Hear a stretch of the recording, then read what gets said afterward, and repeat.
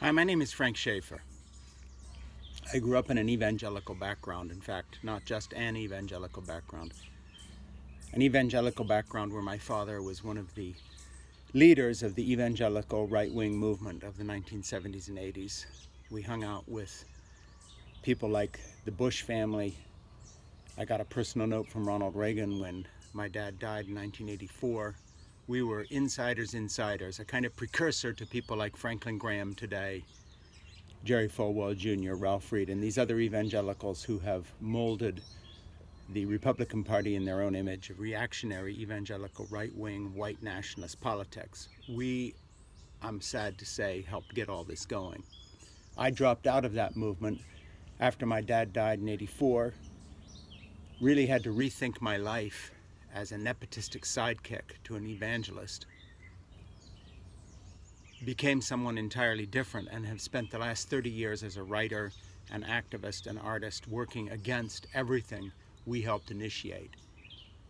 Having come to my senses, much as I guess some Germans did after World War II, realizing that they had sold their souls to the Nazi Party.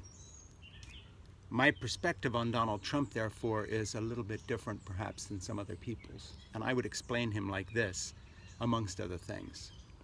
Donald Trump presents the clearest, documentary, irrefutable evidence that magical thinking on the part of the evangelical community kills. It has literally helped kill our planet's ability to sustain life and diversity by denying man-made climate change and instead embracing some odd biblical concept that all of this is part of God's great plan, that Jesus is on the way back, that evangelicals will be rescued from this planet in the rapture. A kind of cult of irresponsibility while meting out death to others who are not saved, who will be burnt by Jesus when he comes back. All the Jews, for instance, who are going to be killed, except for the 144,000 evangelicals believe will turn to Jesus at the last moment. Now, what does all this have to do with Donald Trump? Well, in Trump's own magical thinking, we see a direct mirror of evangelical magical thinking. You can blame Putin or whoever you like for Trump being president, but the fact is, without the white evangelical vote, Trump isn't president, doesn't get elected in any State of the Union. The evangelical base, people like Franklin Graham, Jerry Falwell Jr., Ralph Reed, and those they lead, is the party of Trump. They are the folks with the guns outside state houses demanding that governors like Whitmer in Michigan reopen, even though all the scientific evidence points in the other direction. These people have a habit of denying scientific evidence in favor of conspiracy theories. In Donald Trump, we have a brick wall that finally this movement runs into with its head down, watching its brains splatter. Because COVID-19, for instance, in Arizona or Texas, these red states run by Republicans, is decimating a population. In fact, the Trump voter population, the Fox-watching elderly population, the white conservative population in a way that it's not doing to any other group. We have documentary evidence now that the kind of magical thinking that got Trump elected to begin with, that Trump is an expert at as he spins off all responsibility and leadership to blame others, actually does kill people. In fact, it kills nations.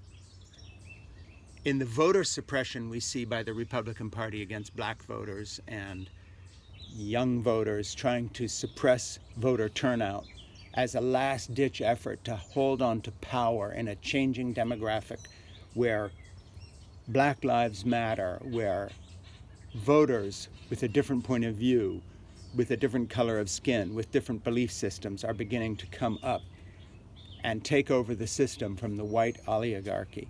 When we see the evangelical reaction, the desperation, the lies that evangelical leader Mike Pence tells in saying that the virus and epidemic are getting better and not to pay any attention, that if you look at the figures and the numbers in a certain way, it shows it's not as serious as people thought.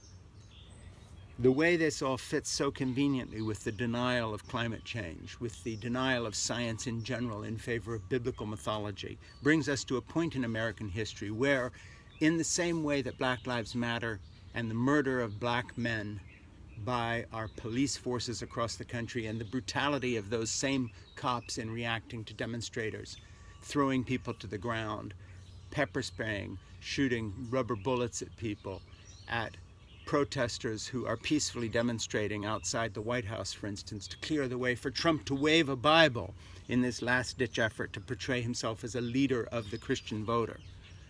We see evidence unlike any we have seen before, that magical thinking kills. What needs to be done? One, we need to fight for the education of the next generation of evangelical children. They need to be taken out of evangelical schools, out of homeschools. We can no longer afford an indoctrinated subculture, a Nazi party within the evangelical world, hiding behind issues of, quote, religious liberty to push their bigotry. What William Barr has been doing, for instance, with the Justice Department, with his far-right, neo-fascistic Roman Catholic view of the world, that gay people and women and others must be subservient to his Roman Catholic vision of so-called natural law, God's law ruling the universe. This is a myth. The creation story is a myth. Christ's resurrection from the dead is a myth. And all the mythology that spins from this skewed, bizarre worldview that accepts magic instead of science, accepts anything but common sense, now is smashed in the face by COVID-19 again and again and again. The right-wing dominated southern states, the Sun Belt, the Trump voting base is now being personally threatened. Okay, hold on to your magical thinking. It will eventually kill you as it has killed the planet. COVID-19 is nothing more than a demonstration by nature that you cannot, in the end, fool Mother Nature again and again and again, even if you say Jesus is on your side. Trump is a total flake and fiasco. He is not an evangelical leader at any price, but he has hoodwinked the already hoodwinked, the people who already accepted mythology instead of fact. And now we are all threatened because of it. They are not just killing themselves, they are threatening you and me, no matter how we voted. We have within our midst a genuine threat, a genuine group who are the enemy of the people, the enemy of democracy. Evangelical Christianity must be exposed by the media again and again and again as a harbinger of doom in this United States. We are cursed by their presence. And it's time to call them out and say, your evangelical, magical, so-called biblical thinking is killing us. It is the knee on all our necks choking the life out of this country. My name is Frank Schaeffer.